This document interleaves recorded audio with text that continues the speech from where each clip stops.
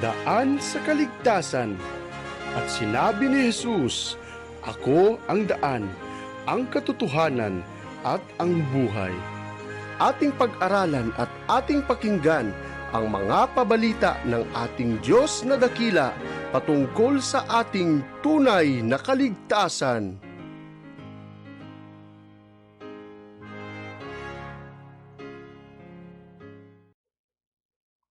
Isa na naman pong maligayang pagbati ang aming pinapaabot sa lahat po na sumusubaybay at tumututok ng programang ito, ang Daan sa Kaligtasan.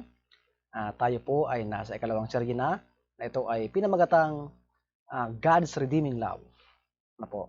At magandang araw po sa inyong lahat at mapagpalang araw din sa ating mga kaibigan at mga minamahal na mga kapatid. Saan po kayo naroon sa pagkakataong ito? Inyo po akong samahang muli sa loob ng ilang minuto upang mag-aral tayo ng mga banal na salita ng ating Panginoon na kung saan ito po ay may kinalaman pa rin sa kanyang panawagan na tayo po ay umalis sa mga lungsod, sa mga syudad upang tumira sa medyo may kalayuan dito upang tayo po ay makapagbuo ng karakter na kung saan kinakailangan sa huling kapanahunan. Ano po? At sa pagkakataon pong ito, tayo po ay nasa ikatlong bahagi nitong ating topic na pinamagatang Let's Flee Already. Subalit bago po natin ito talakayin at pag-aralan, katulad po ng ating ginagawa, tayo ay sumandaling manalangin at hingin natin ang tulong ng ating Panginoon. Ama naming banal na makapangyarihan ka po sa lahat, sa gabi pong ito o Diyos, sa umaga pong ito, sa araw pong ito, kami po ay lumalapit sa inyo Panginoon upang magpasalamat sa pagkakataon na inyo pong pinagkatiwala sa amin upang kami po ay makapag-aral, makapagpatuloy ng pag-aaral ng madalang salita. Patambayan po kami tulungan, bigyan ng katalinuhan, gabay ng madalang espiritu. Maraming salamat sa lahat sa matamis na pangalan ni Jesus. Amen. So katulad po ng mga panahon na ating ginugol sa ating pong pag-aaral sa topic na ito ay napag-alaman po natin na ang Panginoon ay patuloy na nanawagan sa atin upang tayo po ay manirahan ng mas malayo sa syudad, sa mga lungsod, upang tayo po ay maligtas sa kapahamakan na napipinto sa lugar na ito. At sa mga nakalipas po natin pag-aaral, nakita natin na ang panawagan ng Panginoon ay matagal na. Sa katunayan, ito pang 1900, ito ay binuksan sa atin ng ating propeta. Ano po? Subalit marami pa rin sa atin ang nasa lungsod, sa ating mga kapatid sa bayan ng Diyos, na kung saan patuloy siyang nananawagan na tayo po ay lumabas. Ano po? At sa katunayan, sa ikalawang bahagi nito mga kaibigan, mga kapatid, sa mga katanungan, marahil na bumagabag sa inyong isipan at ating binigyan ng kasagutan, ay nakita po natin na totoong ang Panginoon ay may panukala sa atin. Ano po? Na kung saan tayo ay manirahan, na makapamuhay tayo, makapag-provide tayo ng pangangailangan natin, sapagkat ang sabi niya, itong issue ng no buying and selling ay isang seryosong pagkakataon po. Kaya kailangan natin maghanda, kailangan natin magbantay. So, sinasabi sa atin na hindi naman natin kailangang magmadali, subalit kailangan natin ng plano.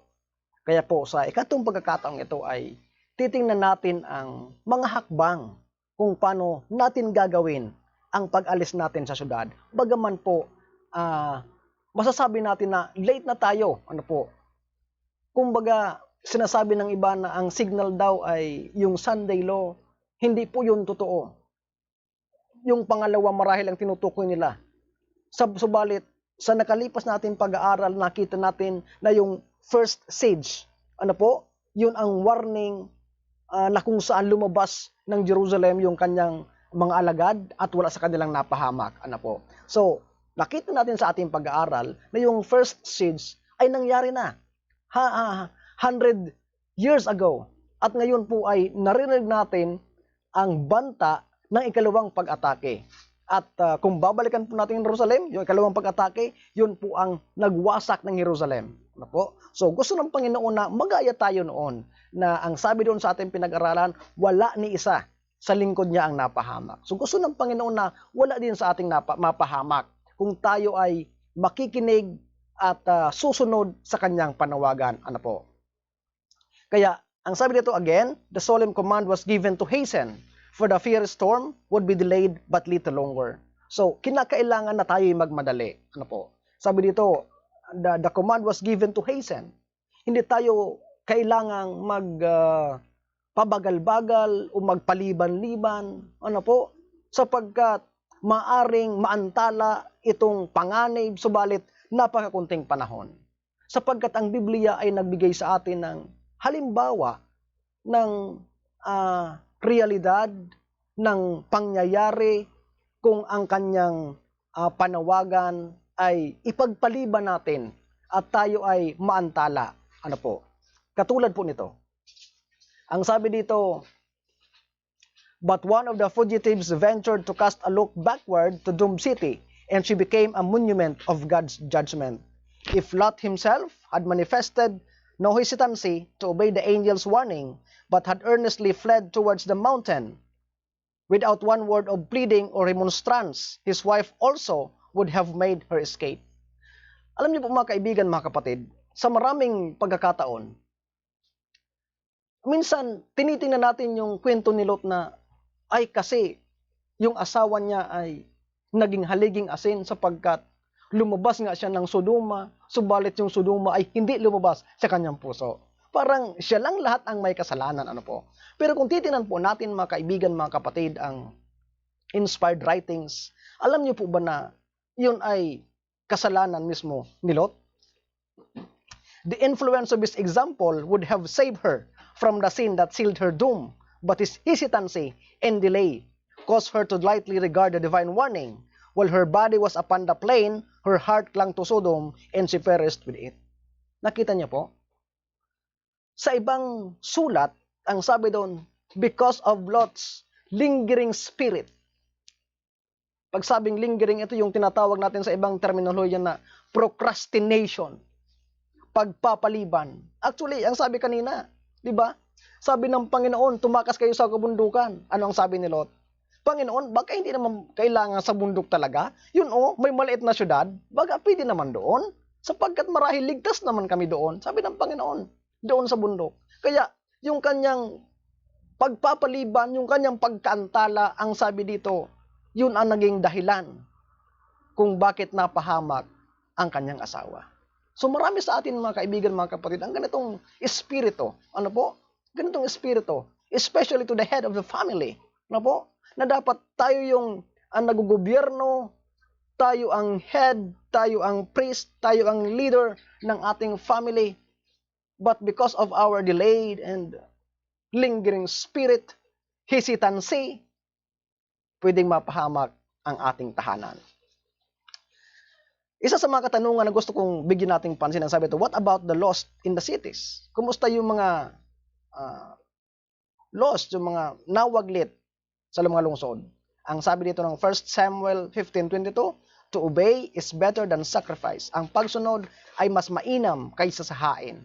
So, mainam na maghain tayo sa Panginoon, subalit kailangan mo nating sundin ang kanyang panawagan, ang kanyang utos. Ano po? Ito ang kinakailangan sa atin. We must make wise plans to warn the cities and at the same time, live where we can shield our children and ourselves. So, hindi naman tayo sinasabihin ng Panginoon na, sige, dyan lang kayo, o doon na lang kayo.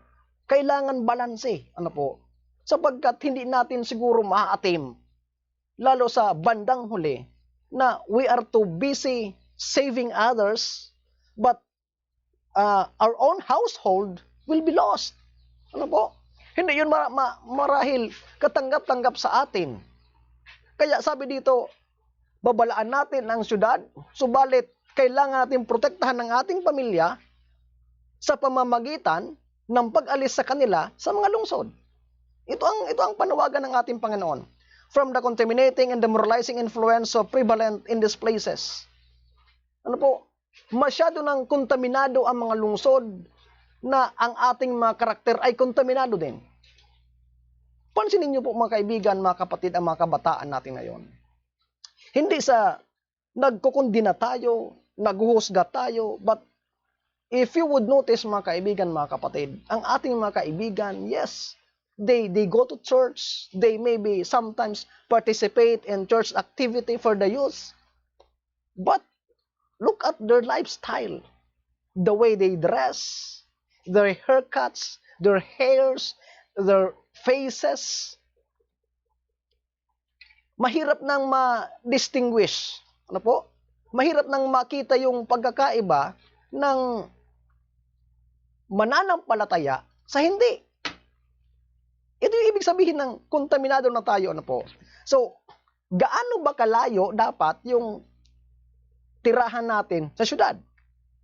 Sabi dito, let men of sound judgment be appointed not to publish abroad their intention, but to search for such properties in the rural district and easy access to the cities, suitable for small training schools for workers, and where facilities may also be provided for teaching the sick and weary souls who know not the truth. Look for such places just out from the large cities where suitable buildings may be secured either as a gift from the owners or purchased as a reasonable price by the gift of our people. So, alam niyo po, nung sinulat ito ng ating propeta, ang reference niya ay yung San Francisco. At ang tirahan niya ay binabiyahin niya ito sa kabayo ng 2 oras. Ngayon mga kaibigan, mga kapatid, because of many of us have their own vehicles, yung 70 to 80 kilometers, pwede natin biyahihin yan ng 1 oras lang, 1 oras kalahati. So maybe 70 to 100 kilometers is enough. Ano po? Ganun kalayo, pwede na ang ating tirahan gaano kalayo sa syudad. Because we still have an access. Ano po? Pero sabi sa ating pinag-aralan previously, hindi naman yung mas malapit that it will be convenient to us to go to the city anytime we want. Ano po? Na kahit gabi, kung gusto mong mag-happy-happy, kung gusto mong mag-aliw, ay pwede kang pumunta ng syudad. But if your house is that far, you still have an access, but hindi convenient sa'yo na pumunta doon anytime. So ganun po ang principles na gustong ipahatid sa atin. Do not erect buildings in the noisy cities. Leave the large cities preparatory to leaving the smaller ones for retired homes in secluded places among the mountains. So, kung titingnan natin, talagang sa bundok tayo Sa bundok tayo. Why?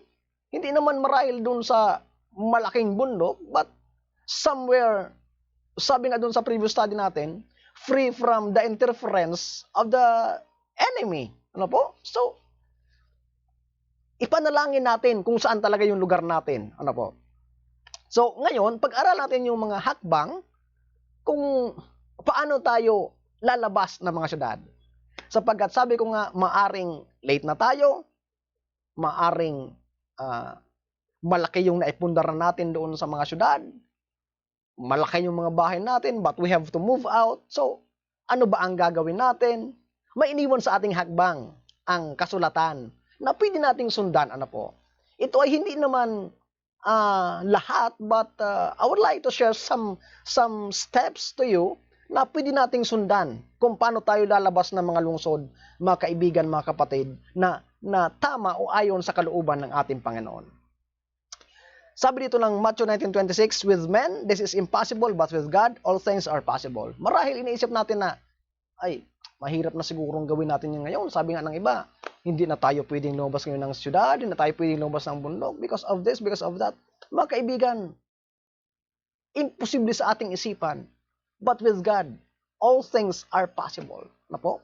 Walang imposible sa ating Panginoon. So, unang step, sabi dito, study the subject for yourself.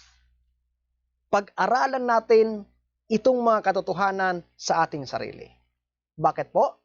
Because kailangan nating ma-convince, kailangan nating maliwanagan, sapagkat ang ating mga aksyon, ang ating mga desisyon ay kinakailangan founded o based sa katotohanan na binahagi o binuksan sa atin ng ating Panginoon. So kailangan natin pag-aralan sa ating sarili.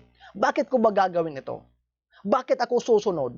Ano ba ang pros and cons nito? Ano ba ang kinakailangan nito? So, kailangan pag-aralan natin. Ang sabi po dito, ng 2 Timothy 2:15, study to show thyself approved unto God, a workman that need not be ashamed, rightly dividing the word of truth. So, ito ang kailangan natin. Ano po? Kailangan ipakita natin na ating sarili ay aprobado ng Panginoon. Manggagawa na hindi nahihiya, na tamang binabaybay ang salita binubuksan ang salita ng ating Panginoon. Ang sabi ng Country Living, page 30, 1899, as God's commandment-keeping people, we must live the cities as did Enoch. We must work in the cities, but not dwell in them. No? Alam niyo po mga kaibigan, mga kapatid, ito kasi ang pwede nating sabihin na may kakulangan tayo sapagkat ang panukala sana ng Diyos ng ating mga pagawaan, itong ating mga conference, itong mga ating hospitals, itong ating mga publishing house, itong mga schools natin, ay wala dapat sa syudad. Sabi niya nga, hindi tayo dapat magkumpulan doon. Tayong mga manggagawa. Kasi nandun yung hospitals, yung schools, yung publishing house, yung conferences, yung mga manggagawa, nagkumpulan tayo lahat doon. Ito sana ay hindi panukala ng ating Panginoon. So it would be easy for us sana na kung nandun tayo, nagtatrabaho, uwi tayo dito sa countryside, nandito ang pamilya natin marahil, nandun ang trabaho natin. So we can protect our family, especially our children, as well as may trabaho tayo. But nakita natin ang, sabi ko nga kanina, medyo kakulangan natin sa bandang ito. Sabi nito, leave the cities and like Enoch, come from your retirement to warn the people of the cities. So ito yung sinasabi sa atin. Kailangan nating babalaan yung mga syudad, but from the outpost, from our retirement, from our houses, that is far from the cities. Ano po? So hindi naman natin iiwanan yung syudad na hindi na sila babalaan sapagkat may bayan pa dyan ang ating Panginoon. But, ito ang kailangan natin.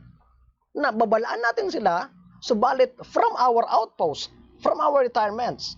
If our schools, publishing house, hospitals is outside the cities, pwede natin gawin ito.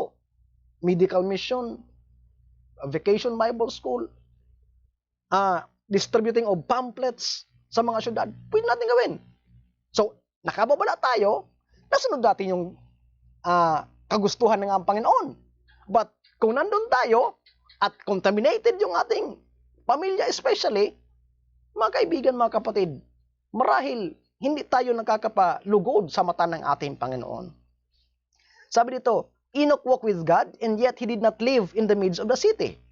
For 300 years, Enoch walked with God. So, marahil ito yung halimbawa kung paano tayo makalakad sa kasama ng Panginoon. Maybe the possibility that Enoch was able to walk with God is because he lived not in the city. Di po ba mga kaibigan, mga kapatid? Because, sabi nga nung nakaraan natin pag-aaral, not 1 in 100 families who live in the city ay posible na mag-develop ng karakter physically, mentally, spiritually. Walang isa sa 100. But if you are outside the city, magiging madali sa atin na mag-develop ng karakter. So maybe this is the reason why Enoch was able to walk with God for 300 years. Because he won the city, yet ang kanyang pinanggagaling o kanyang retirement ay labas ng syudad. Ano po? So ito yung prinsipyo na gustong makita sa atin ng ating Panginoon sa panahong ito. In the time of trouble, we all fled from the cities and villages, but were pursued by the wicked, who entered the houses of the saints with a sword. They raised the sword to kill us, but it broke and fell as powerless as straw. Kung titignan niyo mga kaibigan, mga kapatid, hinabol yung mga lingkod ng Diyos na mga sundalo sa mga syudad. Bakit? Sapagkat isa lang ang purpose nila doon, mag-evangelize. But because of restriction and, maybe because of this is time of the great time of trouble, they were pursued by the enemy. Saan sa papunta? Sa labas ng syudad. Bakit? Sapagkat nandun yung kanilang mga bahay. No po? At ang sabi dito, nung sila'y maabutan sa kanilang bahay, nung sila'y tinaga, sabi dito, yung mga tabak ng kalaban o ng kaaway ay nasira at dumampi na para lang mga dayami. Nakita niyo po, ang kabutihan ng Panginoon, ang vision na ipinakita sa ating propeta na pwedeng mangyari kung sakaling susundin natin ang kalooban ng ating Panginoon. Ano po? Ang pagpapala, sabi ko nga sa previous study natin, God's blessing is conditional and is only available to those who obey. Ano po? So, yan ang gustong ng Panginoon.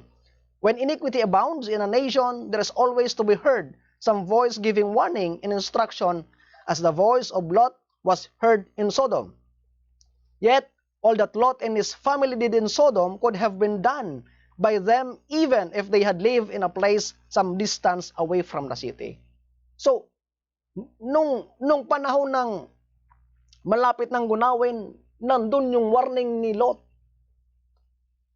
Pero ang sabi dito, yung ginawa niya ay pwede naman nating gawin kahit tayo ay malayo sa syudad.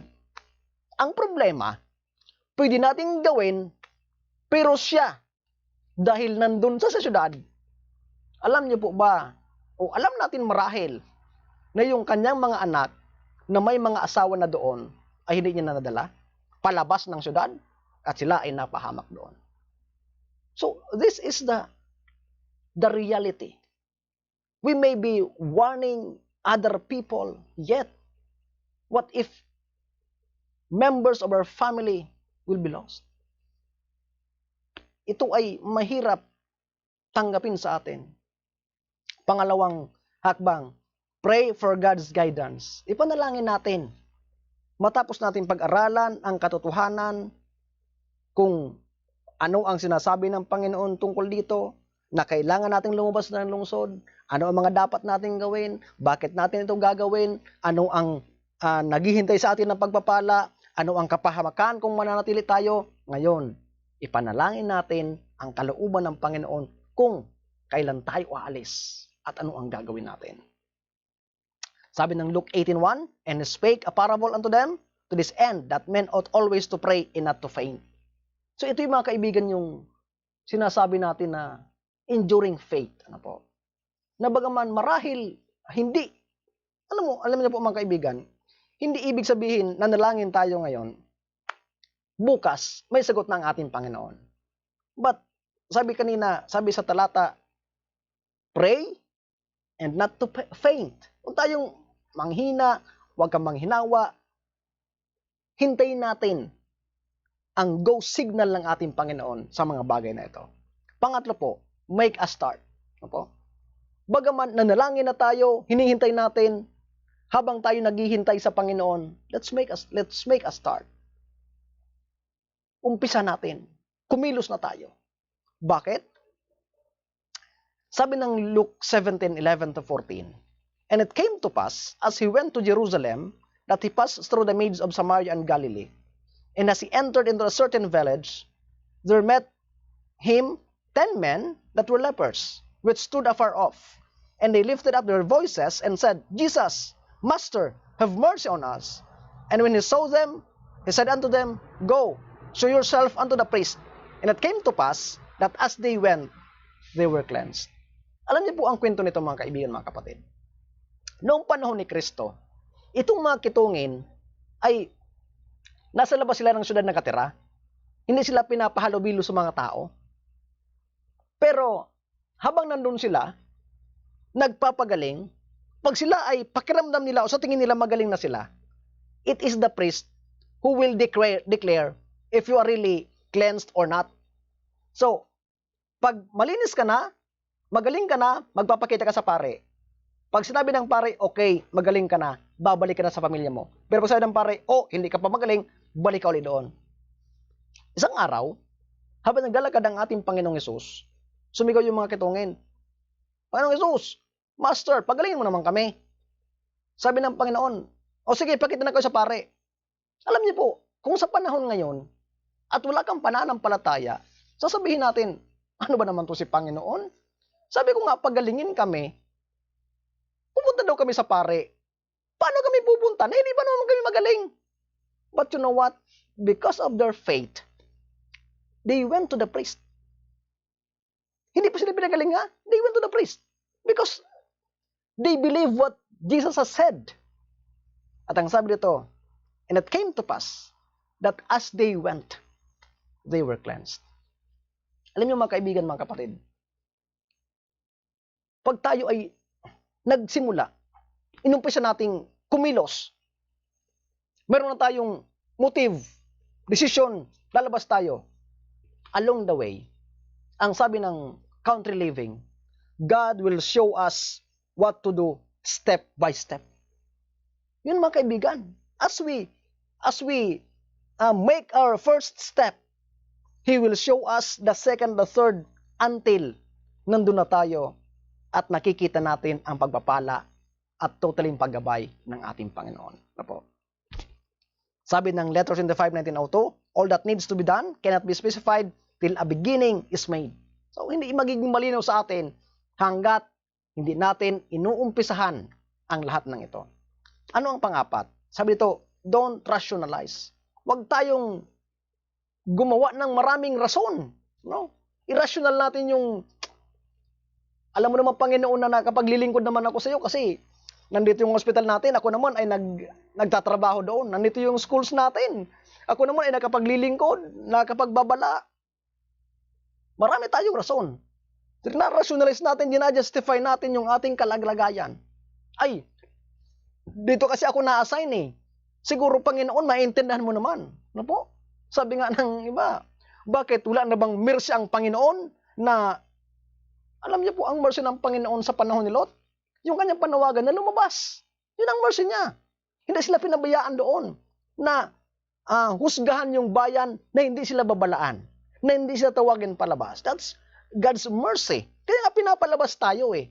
Yun ang kanyang biyaya sapagkat uhulugan niya ng paghuhukom yung mga syudad, ayaw niya tayong madamay. Kaya pinapalabas tayo. Yun ang mercy niya. So, don't rationalize. Sabi dito mga kaibigan, ng Upward Look, the reason why men and women today do not believe the truth is because it condemns their life practices. Ayaw nating maniwala sapagkat kinukundina nito yung mga practice natin. Yung mga worldliness ng bayan ng Diyos. Nasabi ko nga, it can hardly be distinguished sinong Adventist, sinong hindi. Ay Adventist yan kasi nagsimba pag Sabado. Pero pag uwi niyan, ang music niyan, worldly. Ay Adventist yan kasi nagsimba yan Sabado. Pero kung manamit, para namang hindi. Ano po? Mahirap na. Kaya, ayaw natin ng katotohanan sapagkat kinukundinan nito yung ating mga practices. Sabi dito sa patuloy, they say that the truth calls for reform. No? Yung katotohanan ay nananawagan na magreforma tayo. Ang problema, ayaw natin mag-reform. Bakit? Tingnan niyo po. Why there are so many Adventists nowadays ayaw lumabas ng syudad? Because this truth calls for a reform. Ayaw nilang iwanan yung easy life. Ayaw nilang iwanan yung comfortable life, yung convenient life. Sapagkat sa bundok, mahirap. Bubungkal ka ng lupa, masusunog ka ng araw, walang mga malls, walang mga fast foods, walang mga convenience store, walang wifi. Mahirap. But this truth ay dapat nating tanggapin. Subalit bakit mahirap tanggapin? Because this calls for a reform. Kailangan reforma natin yung ating mga dating kinagawian, kinaugalian. Kailangan nating iwanan yung convenient life natin, yung comfortable life natin. Ano po? At manirahan tayo doon ng ating pag-asa, ang ating sandigan ay Panginoon lamang. Tingnan niyo po yung mga tao sa syudad. What is their pride? Sometimes, their houses. Ay, wala anyang mangyari sa akin. Konkreto ang bahay ko.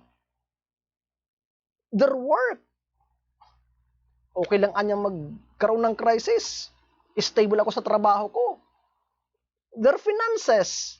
O kailangan niyang mag-lockdown. May nakatago pa naman ako sa bangko. Ito yung ayaw nating iwanan. Kasi doon sa bundok, wala ka nito. Pero kinakailangan na ang ating sandigan ay ang Panginoon lamang. And they fight it because they hate the work involved in sanctification. This is the will of God, even our sanctification, but we hate to do that. Because, katulad ng binatang mayaman, kung nasaan ang kayamanan natin, nandun ang puso natin. Whose conscience is sure guide will not stop to reason. When light shines upon him out of God's word, he will not be guided by human counsel. Ano po? Hindi ka magtatanong doon sa elder mo, sa pastor. Sabi ng iba, panahon na ba umalis tayo ng syudad? What if sabihin ng pastor na, ay, malayo pa yan. O, tamo? Sabi niya ni pastor, malayo pa yan. Hindi pa. No. Sabi niya ni elder, sabi niya ng kaibigan ko, hindi. Kapag dumating sa iyo ang liwanag na ito, gawin mong gabay. Hindi ka maghahanap ng hatol sa iyong kapwa-tao. Ano po? To rationalize. To rationalize. He will not allow worldly business to stand in the way of obedience. He will lay every selfish interest at the door of investigation and will approach the Word of God as one whose eternal interest is hanging in the balance. Kung gagawin ko to, ito ang pagpapala ng Panginoon. Kung gagawin ko to, ito ang kapahamakan ko. Deuteronomy 30:19, I set before you life and death, blessing and cursing. Choose life, sabi ng Panginoon. It is in the balance, mga kaibigan. Pag umalis ako, pagpapalain na aking pamilya, ang aking buhay, at napaluluguran ko ang Panginoon. Pag hindi ako umalis, maayos nga ang buhay ko sa syudad, ito ang convenient ko, pero kontaminado ang aking pamilya. Timbangin natin, mga kaibigan, mga kapatid. There is a right side, that side of him who declared, I have kept my Father's commandment. Dapat ito yung ating motto. Sabi ng John 14:12, dapat ginagawa natin, kung tayo naniwala sa Kanya, ginagawa natin yung Kanyang ginawa. Sabi niya, I have kept my Father's commandment. How about us? Di po ba? Dapat rin yung motto natin. Sabi natin, oh, I have kept my Father's commandment. Ano po? Step 5. Don't move rashly. Bagaman, may plano na tayo, kailangan natin magsimula, but kailangan natin, ang sabi dito, let all things be done decently and in order. Kailangan disenteng paraan, kailangan maayos, nakita natin yung kalagayan natin doon, ito ang dapat kong gawin, kailangan kong iwanan yung trabaho, kailangan may alternative ako doon. Dapat ganyan. Hindi yung, ay, sabi niya ni Isil White, sabi niya ni Pastor, country living, resign ako, punta ako doon. No. Hindi tayo pagpapalain ng ating Panginoon. Pang-anim, move forward as God opens the way. And the Lord said unto Moses, wherefore criest unto me, speak unto the children of Israel that they go forward. Sabi dito, the people were weary and terrified. Yet, if they had held back when Moses bade them advance, God would never have opened the path for them. It was by faith that they passed through the Red Sea as by dry land. So sabi ng Panginoon, abante kayo, sulong kayo. Pero kung tayo sa kalagayan noon, mahirap. Bundok dito, kabilaan. Nasa likod natin yung Egyptian soldiers.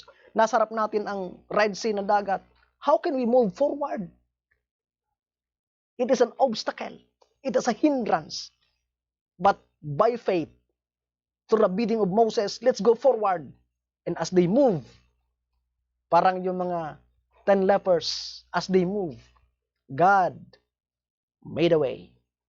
He parted the Red Sea, and they walked through the dry land. Ito ang gustong iparana sa atin ng ating Panginoon. In marching down to the very water, they showed that they believed the word of God as spoken by Moses. They did all that was in their power to do, and then the mighty one of Israel divided the sea to make a path for their feet. The great lesson here is for all time. Often the Christian life is beset by dangers, and duty seems hard to perform. The imagination pictures impending ruin before and bondage or death behind, yet the voice of God speaks clearly. Go forward We should obey this command even though our eyes cannot penetrate the darkness. So, maraming pagkakataon mga kaibigan, mga kapatid, ito ang kalagayan natin. Minsan, malabo sa ating paningin, ano ba naghihintay sa akin doon? Katulad ng mga Israelitas, nakita nila it's an obstacle. Mahirap sundan. Subalit, ginawa nila.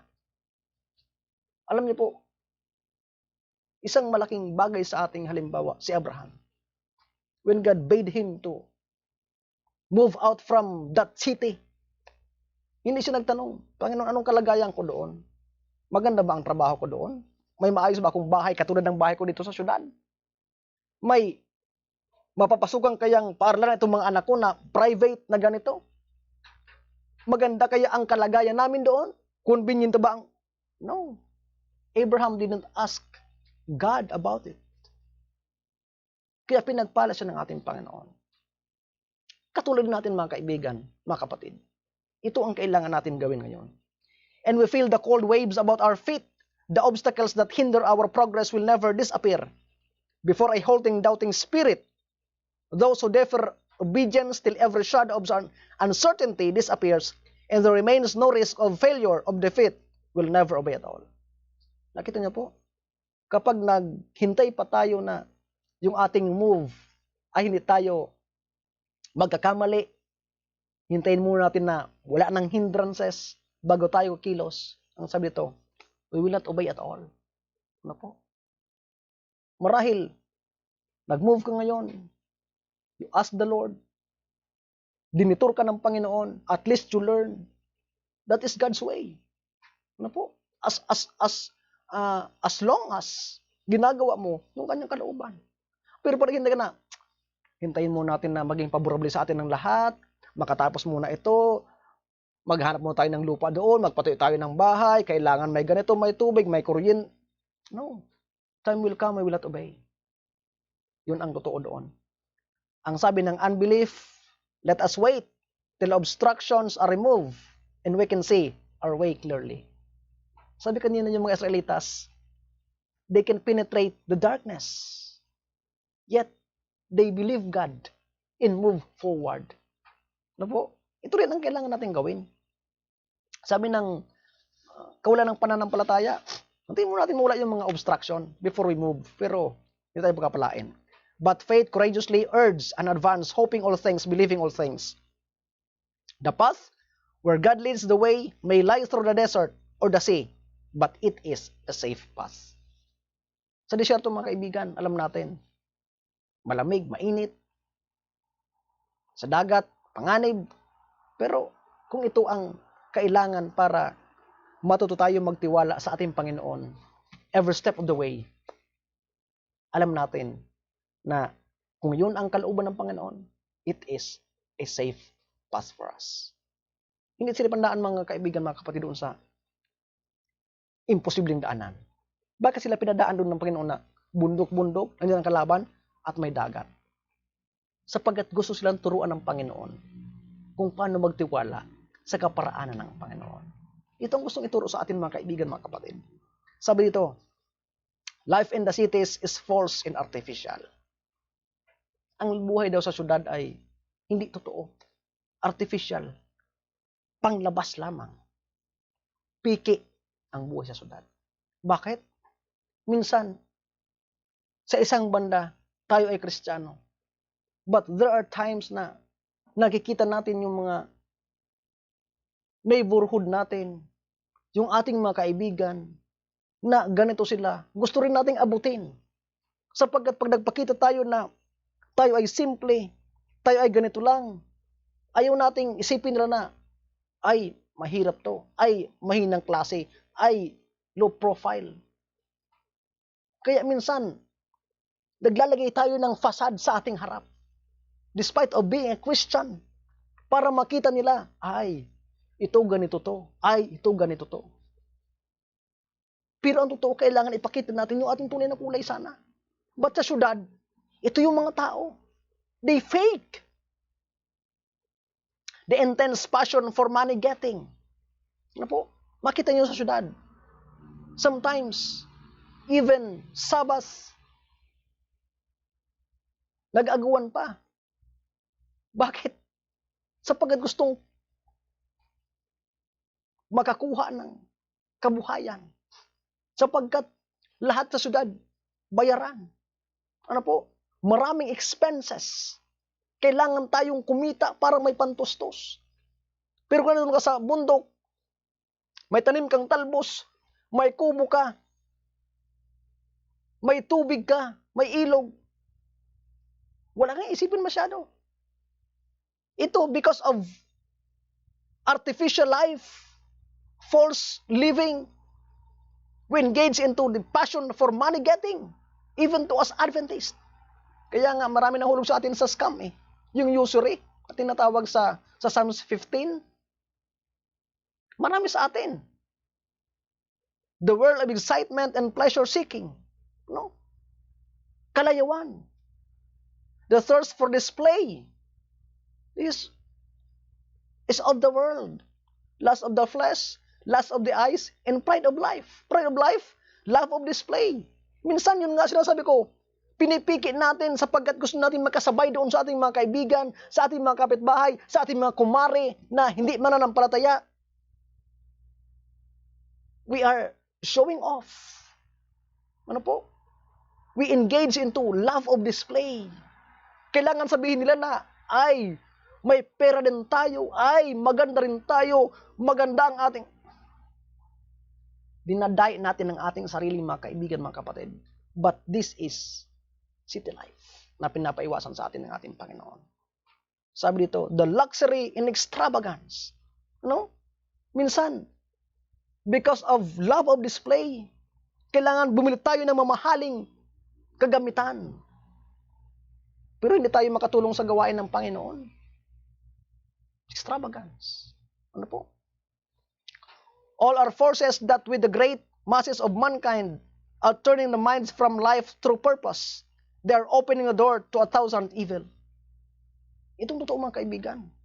Because of that false and artificial life, we are not serving the purpose of our existence. Bakit tayo Kristiyano? Bakit tayo Adventist?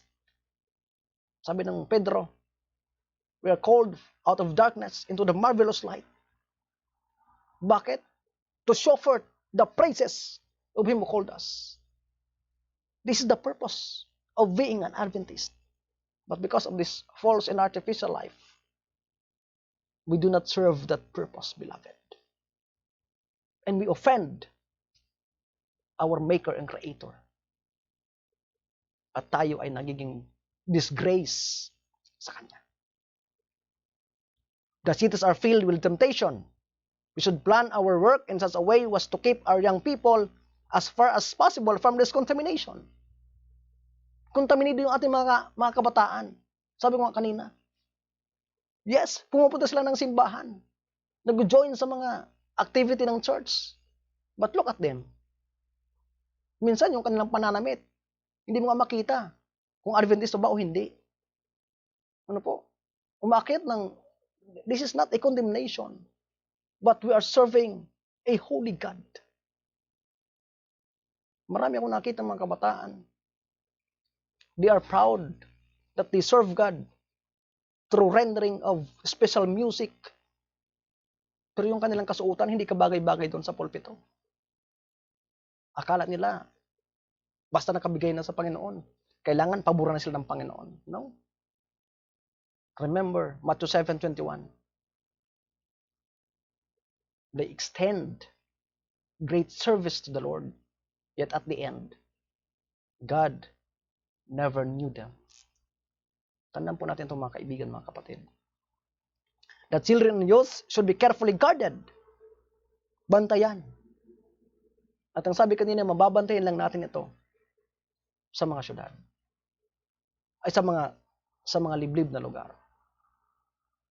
Mga kaibigan, mga kapatid, mga magulang, ito ay panawagan sa atin ng Panginoon para hindi mawaglit ang ating mga mahal sa buhay, ang ating mga anak.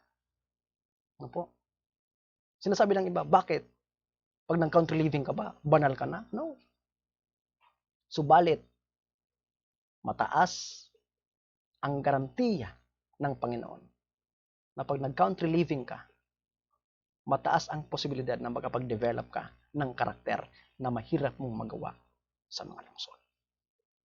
Sabi dito, they should be kept away from the hotbeds of iniquity that are to be found in the cities.